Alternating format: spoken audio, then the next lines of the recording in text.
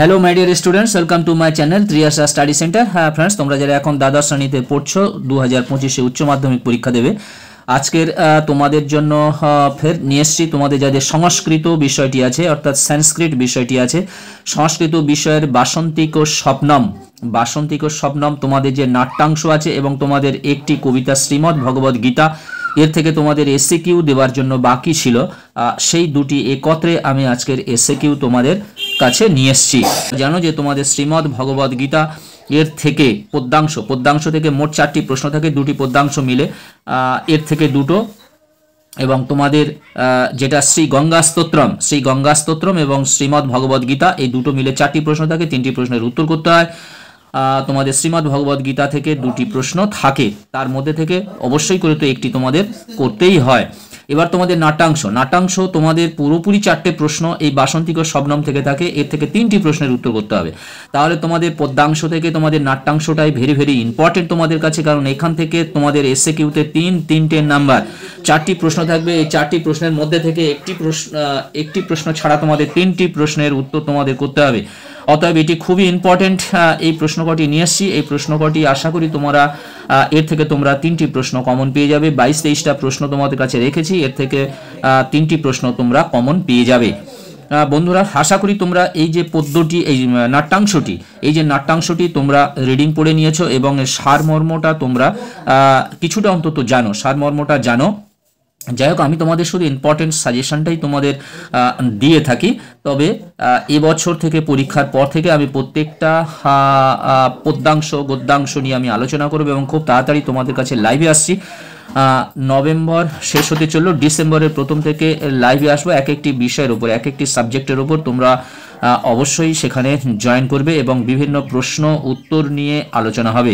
সেখানে MCQ, SA Q এবং DA Q যে প্রশ্নগুলি আছে, ইম্পর্টেন্ট প্রশ্নগুলো আছে, সেগুলো সেখান থেকে আলোচনা করা যাবে। বন্ধুরা, তোমরা যারা চ্যানেলটি সাবস্ক্রাইব করোনি অবশ্যই তোমরা চ্যানেলটি সাবস্ক্রাইব করে নাও এবং বন্ধুদেরকে লিঙ্ক বেশি বেশি করে শেয়ার করো, একটা লাইক করে দিও, প্রয়োজনে কমেন্ট করো। এসো আমরা প্রশ্ন উত্তরগুলো পড়ে নিই। একের দাগে বলছে, রাজা কি কারণে উদ্বিগ্ন ছিলেন? এখানে অবন্তিপুরের যে রাজার নাম ছিল ইন্দ্রবর্মা। ইন্দ্রবর্মার হচ্ছে কনক লেখার সঙ্গে তার বিবাহ স্থির হয়েছিল এবং বিবাহ আসন্ন আর 4টি দিন মাত্র বিবাহর বাকি ছিল। সেই জন্য ইন্দ্রবর্মা একটু চিন্তিত ছিলেন বা উদ্বিগ্ন ছিলেন।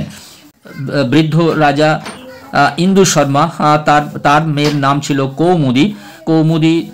ইন্দ্র শর্মা তার বাবা হচ্ছে কৌমুদীকে তার মনের মতো যে পাত্রের নাম ছিল মকরন্দের সঙ্গে তাকে বিয়ে দেবে বলে ঠিক করেছিল, কিন্তু কৌমুদী তাতে রাজি নয়। কৌমুদীর পছন্দের পাত্র ছিল বসন্ত, তার সঙ্গে বিবাহ হবে।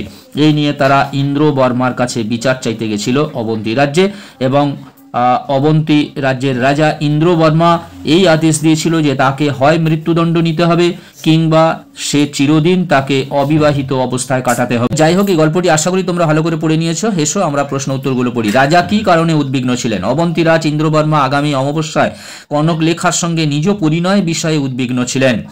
কন্যার প্রতি ইন্দু শর্মার কি আজ্ঞা ছিল? অবন্তীর বাসিন্দা বৃদ্ধ ব্রাহ্মণ ইন্দু শর্মার নিজ কন্যা কৌমুদীর প্রতি আজ্ঞা ছিল যে সে যেন তার পিতার অভিমত অনুযায়ী তার মনের মতো পাত্র অর্থাৎ অভিমত পাত্র মকরন্দকে বিবাহ করে। রাজার সঙ্গে কে কে দেখা করতে আসেন? বৃদ্ধ ইন্দু শর্মা ও তার মেয়ে কৌমুদী রাজার সঙ্গে দেখা করতে আসেন। দর্শ শব্দের অর্থ কি? দর্শ শব্দের অর্থ হলো অমাবস্যা। রাজার বাগদত্তার নাম কি? রাজার বাগদত্তার নাম হলো কনক লেখা। 6 দাগের প্রশ্ন, জনকস্য তে আদেশ পালনীয়, এটি কার উক্তি? বৈবস্বত নগরের রাজা ইন্দ্রবর্মার উক্তি। দিয়তাং দয়াদ্রাং চিত্তম, কে কাকে বলেছেন? এ কথা ইন্দু শর্মা রাজা ইন্দ্রবর্মাকে বলেছেন। বাসন্তিক ও শবনম নাট্যাংশে কয়টি অঙ্ক আছে? বাসন্তিক ও শবনম নাট্যাংশে মোট 5টি অঙ্ক আছে। 9 দাগের প্রশ্ন, রাজার সাথে কার বিবাহ হওয়ার কথা? অবন্তী নগরের রাজা ইন্দ্রবর্মার সঙ্গে কনক লেখার বিবাহ হওয়ার কথা। কৌমুদীর পিতার পছন্দের পাত্রকে? কৌমুদীর পিতার পছন্দের পাত্র ছিল মকরন্দ। কৌমুদীর পিতাকে? কৌমুদীর পিতা হলেন ইন্দু শর্মা। সাধায় আম পদটির একটি প্রতিশব্দ লেখো। সাধায় আম পদটির একটি প্রতিশব্দ হলো গচ্ছাম। রমণী ও অহয়ং তরুণস্তে বড় মকরন্দ, কে কার প্রতি উক্তি করেন? অবন্তী নগরের রাজা ইন্দ্রবর্মা কৌমুদীর প্রতি উক্তিটি করেছেন? 14 দাগের প্রশ্ন, বাসন্তিক শবনম এর মূল ইংরেজি নাটকটির নাম কি? বাসন্তিক শবনম নাটকটির মূল ইংরাজি নাটকটি হলো এ মিড সামার নাইটস ড্রিম। এ মিড সামার নাইটস ড্রিম। উদ্বাহ কথার অর্থ কি? উদ্বাহ কথার অর্থ হলো বিবাহ। প্রসাধন পূর্বং তাং পরিণেশ্যে, কে কাকে বিয়ে করবেন? ইন্দ্রবর্মা কনক লেখাকে বিয়ে করবেন। 17 দাগের প্রশ্ন, যাবৎ জীবনম সন্ধি বিচ্ছেদ করো। যাবৎ যুক্ত জীবনম সমান সমান যাবৎ জীবনম। পিতার পছন্দের পাত্রকে বিবাহ না করলে কৌমুদীকে কি শাস্তি পেতে হবে? পিতার আদেশ অমান্য করলে কৌমুদীকে মৃত্যুদণ্ড দেওয়া হবে, নতুবা চিরদিন অবিবাহিত থাকতে হবে। কুহু শব্দের অর্থ কি? কুহু শব্দের অর্থ হলো অমাবস্যা। বাসন্তিক শবনম নাটকের কোন অংশ তোমার পাঠ্য? বাসন্তিক শবনম নাটকটির প্রথম অঙ্ক আমাদের পাঠ্যাংশের অন্তর্গত। সর্বে নিষ্ক্রান্তা, সর্বে পদের দ্বারা কাদের বোঝানো হয়েছে? সর্বে পদের দ্বারা রাজা ইন্দ্রবর্মা, ইন্দু শর্মা, কনক লেখা ও কৌমুদীকে উদ্দেশ্য করে বলা হয়েছে। মহীপতে তথৈব বসন্ত হোপি, এ কথা কে বলেছিল? এ কথা কৌমুদী বলেছিল। কদাচিৎ ইন্দু বদনা চ, এখানে ইন্দু বদনা কাকে বলা হয়েছে? ইন্দু বদনা বলতে কৌমুদীকে বোঝানো হয়েছে। ইন্দ্রবর্মা কাকে অত্যন্ত নিষ্ঠুর বলেছেন? ইন্দ্রবর্মা কৌমুদীকে অত্যন্ত নিষ্ঠুর বলেছেন। এই ছিল তোমাদের আজকেকার নাট্যাংশ বাসন্তিক শবনম। এবারে আমি তোমাদের কাছে নিয়ে আসবো তোমাদের যে পদ্যাংশ বাকি ছিল শ্রীমদ্ ভগবদ গীতা। এই শ্রীমদ্ ভগবদ গীতা থেকে কয়েকটি ইম্পর্টেন্ট প্রশ্ন। এই শ্রীমদ্ ভগবদ গীতা থেকে তোমাদের দুটি প্রশ্ন থাকবে এবং শ্রী গঙ্গা স্তোত্রম এই কবিতাংশ থেকে দুটি প্রশ্ন থাকবে। মোট 4টি প্রশ্ন থাকবে। এর থেকে 3টি প্রশ্নের উত্তর তোমাদের করতে হবে। তাহলে শ্রীমদ্ ভগবদ গীতা থেকে তুমি একটি প্রশ্ন করতে পারো কিংবা দুটি প্রশ্ন করতে পারো। সেটা তোমাদের কতটা কমন আসবে তার উপরে নির্ভর করবে। আশা করি তো সমস্তটাই তোমরা কমন পাবে। 4টি প্রশ্নই কমন পাবে। তার থেকে একটি প্রশ্ন বরং তোমাদের ছেড়ে দিয়ে আসতে হবে। 3টি প্রশ্ন তোমরা উত্তর করবে। এসব শ্রীমদ্ ভগবদ গীতা দেখতে পাচ্ছ। গীতায় কে কাকে উপদেশ দিয়েছেন? গীতায় শ্রীকৃষ্ণ অর্জুনকে উপদেশ দিয়েছেন। শ্রীমদ্ ভগবদ গীতা মহাভারতের কোন পর্বের অন্তর্গত? শ্রীমদ্ ভগবদ গীতা মহাভারতের ভীষ্ম পর্বের অন্তর্গত। শ্রীকৃষ্ণের মতে শ্রেষ্ঠ ব্যক্তিকে নিষ্কাম কর্মযোগী ব্যক্তি হলেন শ্রীকৃষ্ণের মতে শ্রেষ্ঠ ব্যক্তি। কর্মযোগীর লক্ষণ কি? কর্মযোগীর লক্ষণ হলো জ্ঞান, কর্ম ও ভক্তির সমন্বয় সাধন করা। কর্মেন্দ্রিয়ানি সংযম্য, এখানে কর্মেন্দ্রিয় কয়টি ও কি কি? কর্মেন্দ্রিয় 5টি, যথা পানি, পাদ ও পায়ু উপস্থ। নিষ্কাম কর্মের দ্বারা কে কে মোক্ষ লাভ করেছিলেন? রাজশ্রী, জনক, অশ্বপতি প্রমুখ রাজারা নিষ্কাম কর্মের দ্বারা মোক্ষ লাভ করেছিলেন।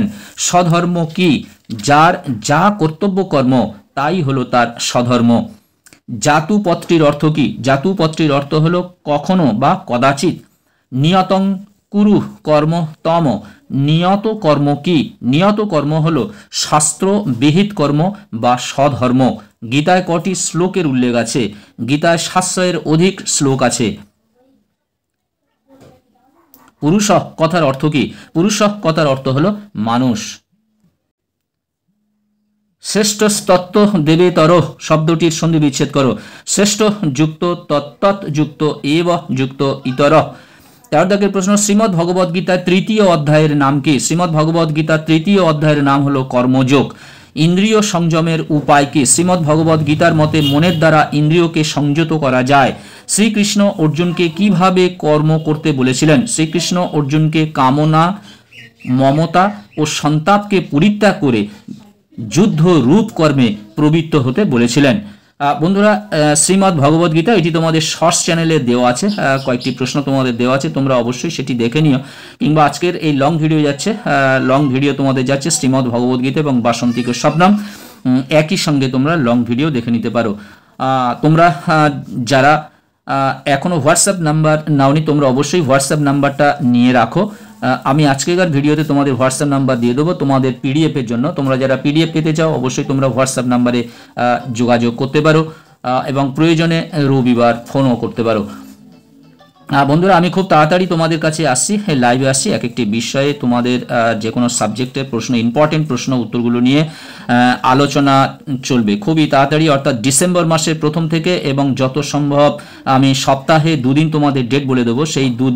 সেই দুদিনই তোমরা অবশ্যই জয়েন করবে। আজকের মতো ভিডিওটি শেষ করলাম। তোমরা অবশ্যই চ্যানেলটি সাবস্ক্রাইব করে নাও এবং বন্ধুদেরকে লিঙ্ক বেশি বেশি করে শেয়ার করো। তোমরা সবাই ভালো থাকবে, সুস্থ থাকবে, তোমাদের জন্য রইল শুভকামনা। তোমাদের সকলকে অসংখ্য অসংখ্য ধন্যবাদ। আবার কথা হবে নেক্সট ভিডিওতে।